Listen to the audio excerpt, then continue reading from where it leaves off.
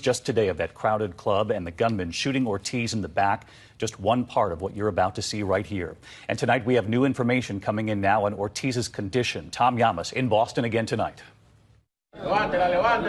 Tonight, in a dramatic move, the chief of police in the Dominican Republic holding up the gun he says was used to try and kill David Ortiz, announcing they arrested the alleged hitman who pulled the trigger along with others, and releasing this surveillance video showing what he describes as a coordinated effort to kill. In that video, you can see two Hyundais parked in front of each other, one man getting out of one of the cars, a motorcycle nearby. That motorcycle, the alleged getaway vehicle, shown moments later with two men on it driving down the street moments before the ambush.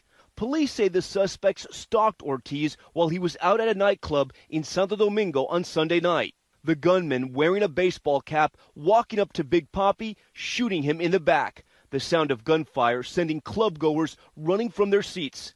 And today, police announcing that alleged gunman is Rolfi Ferreira Cruz. He's under arrest along with 5 other men in custody for the attempted murder of Ortiz. Police say they are still looking for at least one more suspect and that the bounty to kill the baseball great was less than $8,000.